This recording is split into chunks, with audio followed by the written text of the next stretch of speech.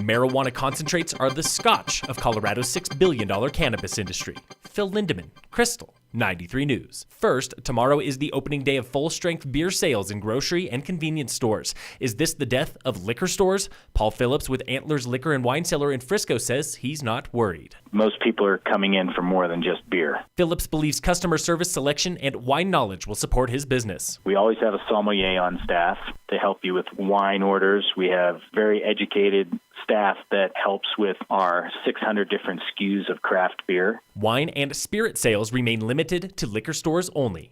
Colorado's recreational marijuana industry turns 6 years old tomorrow on New Year's Day, and flower remains king, accounting for 62% of recreational sales. But General Manager Jake Fessler of Organics in Breck says concentrates like shatter and wax are gaining popularity. Concentrates are huge now. We're developing new types of concentrates, new types of distillation, and it's bringing the price down too. Concentrates are 28% of the cannabis market. Fessler believes they could overtake flower in coming years for regular users who like vape pens and dabbing, a rig that superheats wax. March of this year was the first and only month in this store's history where we actually did more in concentrate revenue than flower or anything else. So what is driving that change? They're significantly more potent, so when it comes down to it, you don't have to use as much. And the fact that those prices are starting to come down, it's really hitting this tipping point where budget-wise, it's almost cheaper to smoke concentrates than flower. Concentrates contain 80 to 85% THC, the drug compound in pot, compared to highs of 27 and 28% for flower. Everyone's trying to undercut everyone, and it's slowly bringing all the prices down. Manufacturing is a cottage industry in the larger cannabis industry.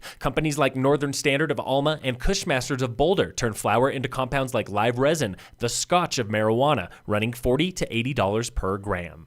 Tune into Krystal 93 tomorrow at 4 and 5 p.m. for the fourth and final part of our special report on Colorado's $6 billion cannabis industry.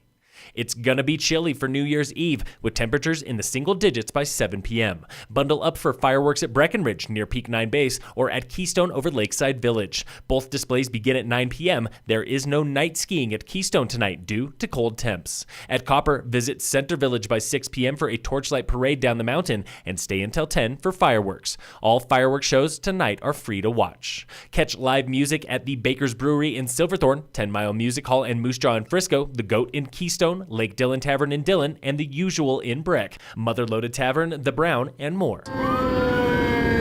That's the sound residents of Wilderness and Mesa Cortina heard the morning of June 12th when the Buffalo Fire erupted, threatening thousands of homes and billions in property. Mike from the parking lot at Lowe's as smoke billowed. My wife called me and told me there was a mandatory evacuation.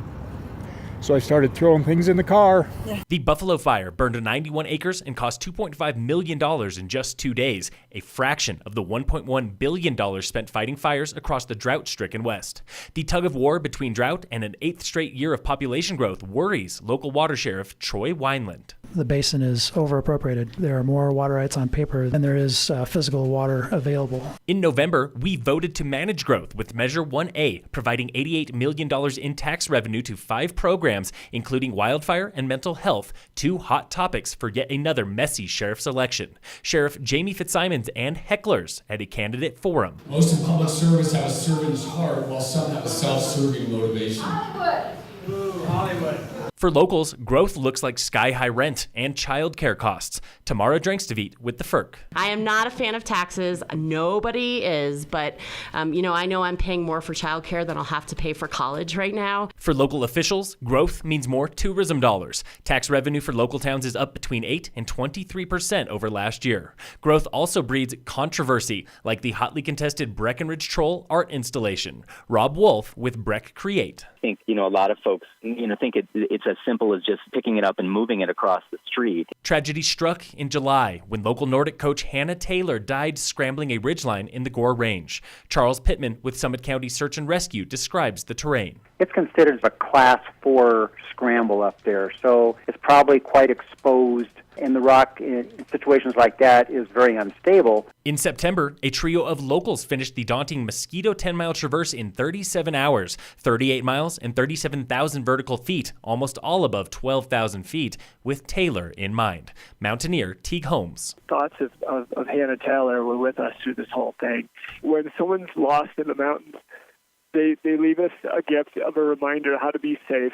Meanwhile, Frisco's Sarah Wallace spent 6 months testing her limits solo on the Pacific Crest Trail. Hikers have a very, very short-term memory. So we remember the good forever, and the bad, it's just you wake up, it's a new day, and you kind of forget that pain. Local endurance coach Joe Howdyshell won the Imperial Challenge. Breck native Taylor Sheldon and California's Larissa Connors won the Breck 100. Connors then won the Leadville 100 a few weeks later, and Summit Girls Rugby claimed an 11th consecutive state title. Head coach Carl Barth. We got a couple of good scares in a couple of the games and then ended up pitching a shutout for the day, so we were really happy about that. The team at Krystal 93 wish you a happy new year and all the best in 2019. In sports, the Broncos this morning canned head coach Vance Joseph after 2 losing seasons with an 11-21 record. This season caps Denver's longest consecutive losing streak since the 70s. Tonight, the Avalanche play the Kings. Game time is 6 p.m. And in local sports, brought to you by Deepwater Mountain Inc., all Summit High teams are off until January. Breckenridge Vipers hockey are back at it this weekend, January 4th and 5th, against the Vail Yeti in Vail.